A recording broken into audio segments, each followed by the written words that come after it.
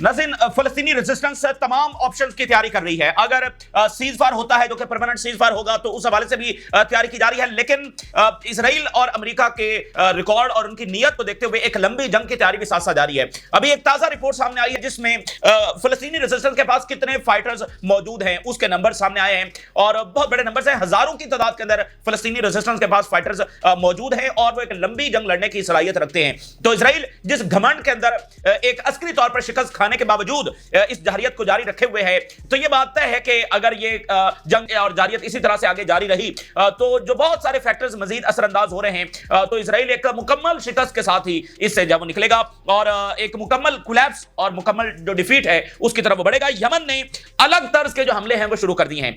अब बाकायदा जो जंगी कश्तियां हैं वो जाकर जो है वो अटैक्स कर रही हैं, और एक बड़े वाक़या जो है वो इस वक्त रिपोर्ट हुआ है। सऊदी अरेबिया और ईरान मजीद करीब हो गए हैं। ताजा तरीन रिपोर्ट में यह बताया गया है, और जो सूबा यहां पर बनाया जा रहा था वो फेल हुआ, मिस कैलकुलेशन हुई। अमेरिका और इजराइल से मिस कैलकुलेशन हो गई है, और जो जंग हुई है 12 दिनों की उससे सऊदी अरेबिया और ईरान जो है वो मजीद करीब आए हैं। टकर कार्लसन जो कि फेमस अमेरिका के जर्नलिस्ट हैं और बहुत बड़ी आवाज बन गए हैं, इंटरनेशनल बहुत बड़ी वॉइस हैं, और टकर कार्लसन जो है उन्होंने इंटरव्यू कर दिया एक बंदे का, और वो इंटरव्यू बॉम्ब शेल बनकर गिर रहा है और उसका इंतजार किया जा रहा है अगले चंद घंटों में वो पब्लिश होगा, ऑन एयर होगा।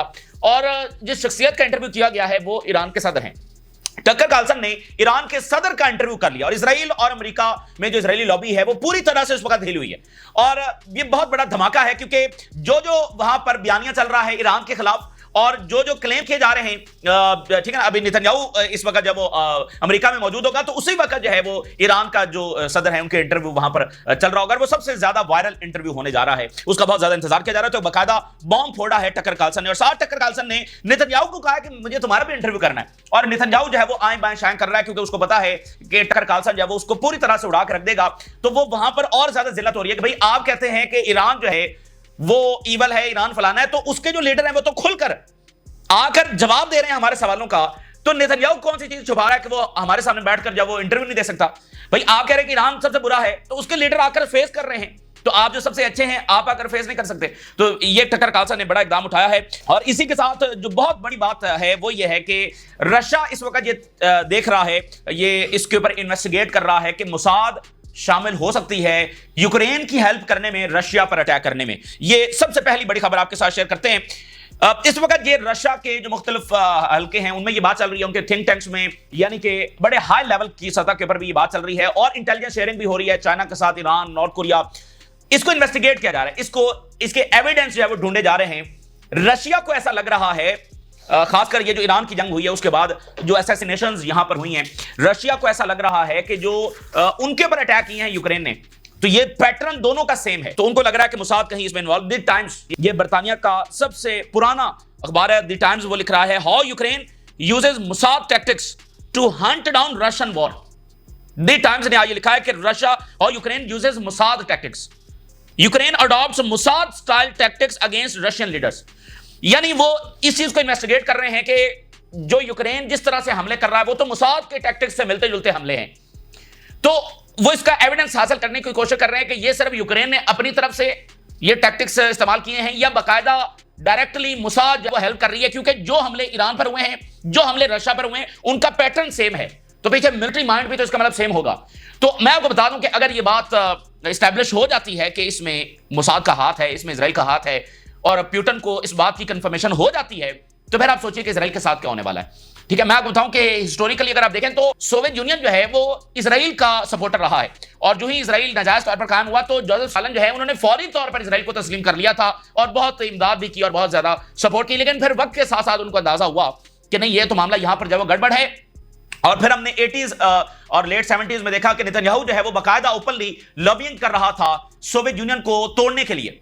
ठीक है ना, सोवियत यूनियन को तोड़ने के लिए इसने बाकायदा जो है वो लॉबिंग की, और उसकी वजह क्या थी कि मिडिल ईस्ट के अंदर जब अमेरिका, इजराइल और बर्तानिया और फ्रांस और जर्मनी ये सारे जो हैं वो मिलकर हमलावर होते थे मुख्तलिफ मुल्कों के ऊपर मिडिल ईस्ट में, तो सोवियत यूनियन कहीं ना कहीं इंटरवीन करता था। बहुत बार ऐसा हुआ कि सोवियत यूनियन ने प्रेशराइज किया कि इजराइल जब वो पीछे हटे वगैरह हम बरह रास्त इंटरवेंशन कर देंगे, तो इजराइल और अमेरिका को पीछे हटना पड़ा। तो ये इसलिए लॉबिंग कर रहे थे कि मिडिल ईस्ट के पास कोई दूसरी पावर ना बचे उनकी सपोर्ट के लिए, और यही हुआ जब सोवियत यूनियन कोलैप्स कर गया। तो फिर आप इराक का हशर देखें या शाम का देखें या लीबिया का देखें, क्योंकि दूसरी तरफ से कोई पावर मौजूद नहीं थी। फिर उन्होंने जैसे चाहा मिडिल ईस्ट का जो है वो हशर नशर किया। तो ये एक हिस्टोरिक तनाजुर है, लेकिन ये बहुत बड़ी बात होगी अगर ये साबित हो जाती है। अच्छा, अब टकर कार्लसन जो है वो बहुत बड़े आइकन है और पब्लिक ओपिनियन को बहुत ज्यादा इन्फ्लुएंस करते हैं। और जो ट्रंप की सारी कैंपेन हुई है उसमें जितना इलोन मस्क का किरदार था, और अगर इलोन मस्क के बाद किसी दूसरे शख्स ने सबसे ज्यादा इसमें किरदार अदा किया है तो वो खुद टकर कार्लसन है, यानी वो बहुत बड़ा इन्फ्लुएंस रखते हैं। अच्छा, टकर कार्लसन जो है उन्होंने अनाउंस किया है कुछ देर पहले कि उन्होंने ईरानी सदर का इंटरव्यू कर लिया। ईरानी सदर का इंटरव्यू हो गया है और अगले कुछ घंटों में आज रात या कल मॉर्निंग के अंदर जो है वो इसको रिलीज करने जा रहे हैं। बस एडिट, वो कह रहे हैं कि एडिट हो रहा है, जो ये एडिट हो जाएगा तो उसके बाद जो है वो इसको रिलीज कर दिया जाएगा। और उसमें उन्होंने डिटेल बताई है कि सारे जो सख्त तरीन सवालात हैं वो ईरान से पूछे गए हैं। जो ईरान के ऊपर एलिगेशंस हैं, एलिगेशंस कौन से जो इजरायली लॉबी लगाती है या अमेरिका से लगते हैं कि ये तो जंगे छेड़ने वाला है, ये तो ऐसा है, वो सारे सख्त सवालात पूछे गए हैं। और साथ टकर कार्लसन ने बड़ा दिलचस्प सवाल भी पूछा है कि जो अमेरिका ने अटैक किया है उसमें आपका कितना नुकसान हुआ है, क्योंकि ये तो सबसे बड़ा सवाल है कि ट्रंप कहता है कि मैंने मुकम्मल उनका न्यूक्लियर प्रोग्राम जो तबाह कर दिया है, और अमेरिकन मीडिया और इंटेलिजेंस के लोग और यूरोपियंस वो इसको मानने के लिए तैयार नहीं है। तो ईरानी सदर बता देखें, बात यह है कि अमेरिका में तो ईरान का बयानिया नहीं ना चलेगा भाई। अमेरिकन जो मीडिया है वो तो वही दिखा रहा है जो पीछे से उनको फीड किया जाता है। तो जहां पर ईरान की कोई बात सुनी नहीं जा रही, उनका कोई नैरेटिव वहां पर बयान ही नहीं किया जा रहा, तो उसमें यानी कि टकर कार्लसन ईरान का इंटरव्यू प्रेजेंट कर रहे हैं अमेरिकन के सामने, तो वो सारा CNN हो, फॉक्स न्यूज हो, जितना उनका बड़ा मीडिया है वो सारा एक तरफ, और टकर कार्लसन का जो इंटरव्यू है वो सबके ऊपर भारी है। और मैं आपको बता दूं कि टकर कार्लसन ने प्यूटन का भी इंटरव्यू किया था और उसने बहुत इंपैक्ट क्रिएट किया।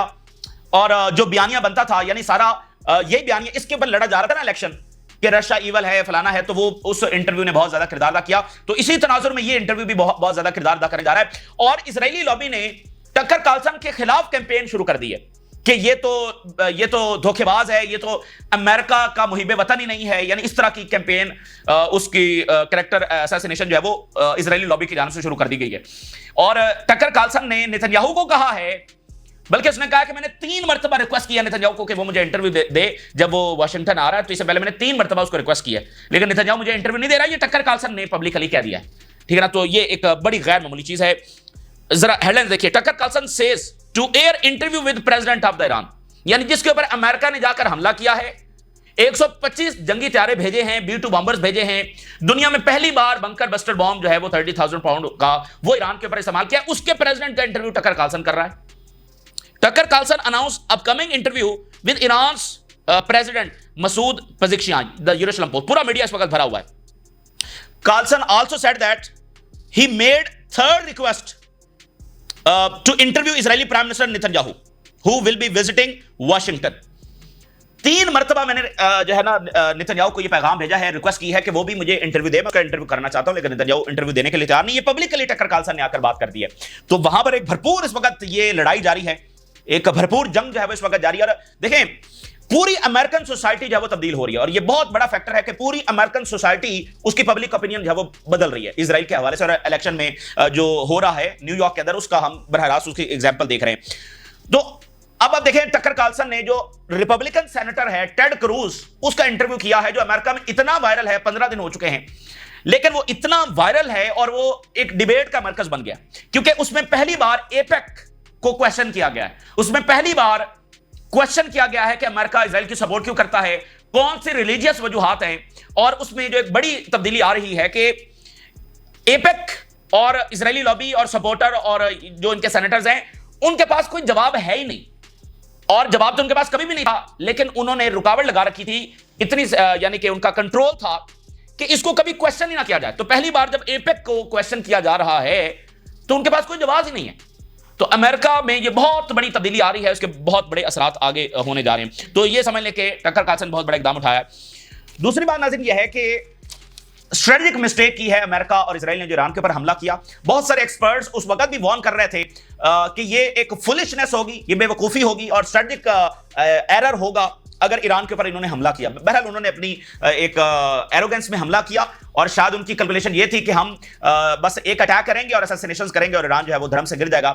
फाइनेंशियल टाइम ये लिख रहा है कि इस जंग के बाद ईरान और सऊदी अरेबिया और करीब आ गए।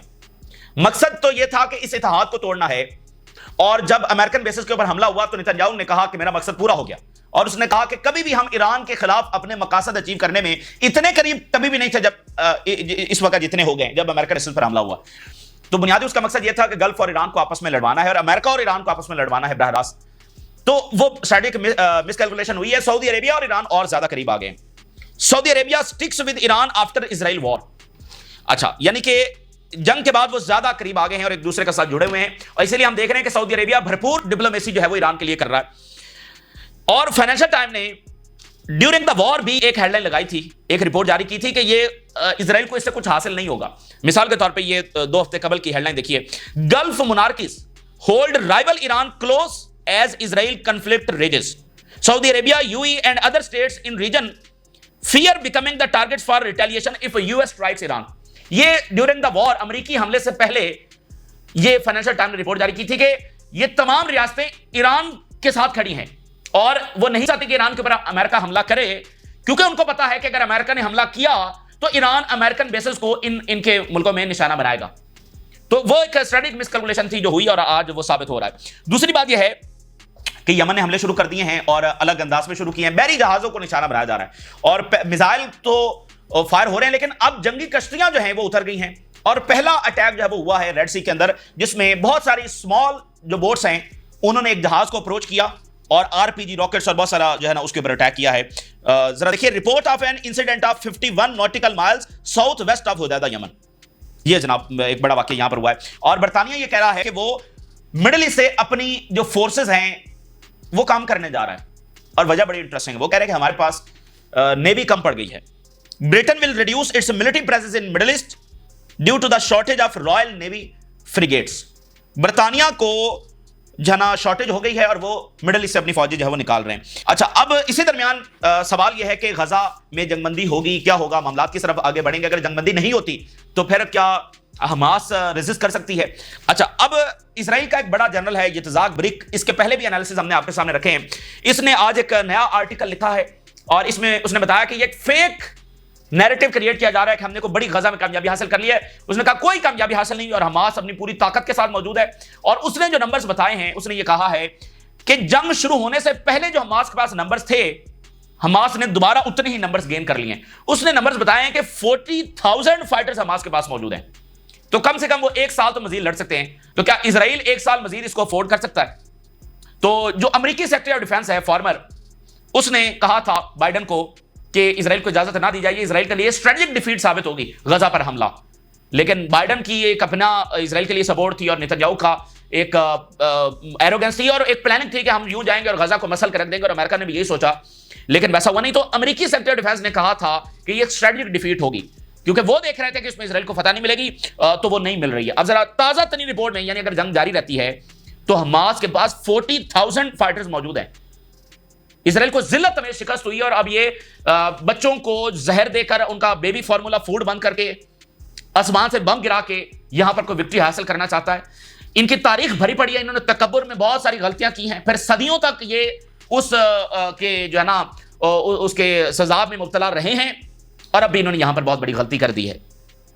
Hamas has return to its pre war size, यानी 7 अक्टूबर से पहले जो हमास का साइज था, हमास ने दोबारा वो गेन कर लिया है with approximately 40,000 fighters and stationed in the tunnels. Tunnels भी इंटैक्ट हैं, 40,000 फाइटर्स उनके पास हैं। The success of our army talks about Gaza do not match the harsh realities on the ground. जो यहां पर बताया जा रहा है कि फातेह हो गए, यानी इजराइल के अंदर तो वो कहेंगे ना कि हमने बड़ी कामयाबी हासिल कर लिया, वेस्ट में भी यही कहेंगे कि हम बस थोड़ा सा करीब पहुंच गए। उसने कहा जो रियलिटीज ऑन द ग्राउंड है वो बिल्कुल मुख्तलिफ हैं जो हमारे सामने बताया जा रहा है। Retired Israeli general says Hamas fighters back to pre war numbers, Al Jazeera. और calling the reality on the ground is grim, हालात बहुत मुख्तलिफ हैं on the ground. They continue to fight guerrilla as they have been fighting since the beginning of the war. जैसे वो शुरू से gorilla war लड़ रहे थे, आज भी वैसे ही लड़ रहे हैं। और ये लाइन उनकी बड़ी इंपॉर्टेंट है आखिरी, they were never an army, Hamas कोई एक आर्मी थी ही नहीं, and therefore they have not lost their military capabilities as the chief of Israeli army claims। वो कहता है कि वो कोई आर्मी थे ही नहीं, तो वो मिलिट्री कैपेबिलिटीज कैसे लूज करेंगे? वो तो एक रेजिस्टेंस थी जो अपने अंदाज में लड़ रही थी। ठीक है, तो ये एक बड़ी बात है। अच्छा, अब ये जो जीएचएफ है, इसके बारे में आज रिपोर्ट जारी हो गई है कि जीएचएफ कैसे फलस्तीनियों को डिस्प्लेस करने के लिए पूरा मंसूबा बना रही है। US Israel plan to displace Gaza residents under pretext of humanitarian aid. Humanitarian aid के नाम के ऊपर जो है ना वो फलस्तीनी को डिस्प्लेस करने के मंसूबे बना रहे हैं। GHF operates as a front of displacement scheme. ये अमेरिका और इजराइल का मुश्तरका मंसूबा है फलस्तीनियों को डिस्प्लेस करने के लिए इस ह्यूमैनिटेरियन एड के नाम पे। इसीलिए जो हमास ने शर्त रखी है कि जीएचएफ नहीं होगी, और इसीलिए नेतन्याहू ने कहा है कि जीएचएफ तो होगी, ये हमास की शर्त हमें कबूल नहीं है। तो जीएचएफ जो कुछ कर रही है वो सबको पता है। और उसके साथ बड़ी इंपॉर्टेंट डेवलपमेंट ये है कि जो अबू शबाब ग्रुप है, जिसको जेल से इजरायली आर्मी ने जो है ना रिहा करके हमास के खिलाफ असलहा देकर उतार दिया है, ठीक है, उसके खिलाफ तमाम रेजिस्टेंस ने ज्वाइंट स्टेटमेंट जारी की है। और कहां से जारी की है? ज्वाइंट ऑपरेशन रूम से। तमाम रेजिस्टेंस का अभी भी ज्वाइंट ऑपरेशन रूम है, कमांड सेंटर है, जहां से उन्होंने स्टेटमेंट जारी की। और अबू शबाब के बारे में उसने कहा, इसका सारा जो क्रिमिनल गैंग है, उन्होंने कहा यह हमारे निशाने के ऊपर है और अबू शबाब बचेगा नहीं, और इसने गद्दारी की है और हम इसको अपनी कौम से बेदखल कर रहे हैं। ये जो है ना बहुत सारे गद्दारों की तारीख भरी पड़ी है, तो उन्होंने कहा हम पूरी अपनी कौम से इसको बेदखल कर रहे हैं। द हायर्ड ट्रेटर गद्दार Abu Shabab and his gang are band of outcast from our nations rank. हम अपनी कौम से इसको बेदखल कर रहे हैं, इसका हमसे कोई लेना देना नहीं है।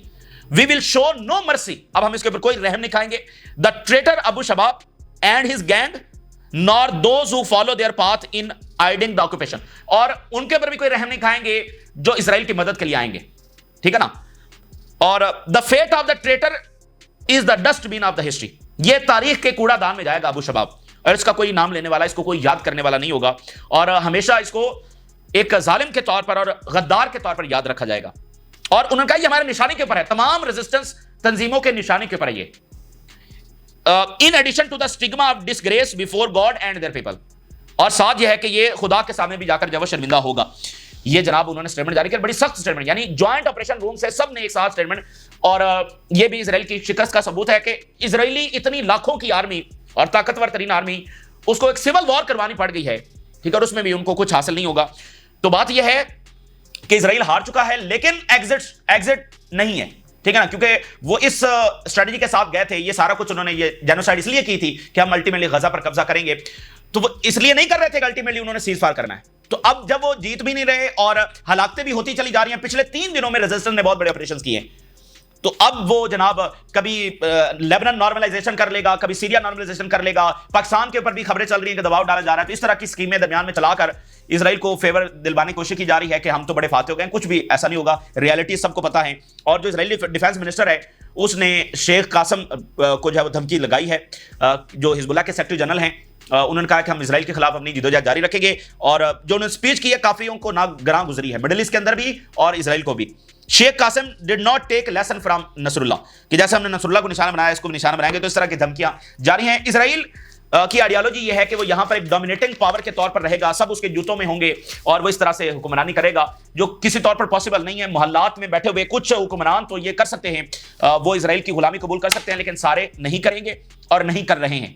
और मोहल्लात में बैठे हुए जो ये ताबेदारी कबूल कर लेते हैं, वो उनके मंसूबे जो नाकाम होंगे और हिस्ट्री में उनको याद नहीं रखा जाएगा। अजमत उन्हीं की होगी जो मजलूमों के साथ खड़े हुए हैं। और आप देखिए, चाइना इस बात को रिकॉग्नाइज करता है कि हमास की जो आर्म्ड स्ट्रगल है, फलस्तीनियों की जो आर्म्ड स्ट्रगल है, उसको चाइना रिकॉग्नाइज करता है, मिडिल ईस्ट के कुछ मुल्क रिकॉग्नाइज नहीं करते हैं। तो ये एक तलख साइड है हिस्ट्री।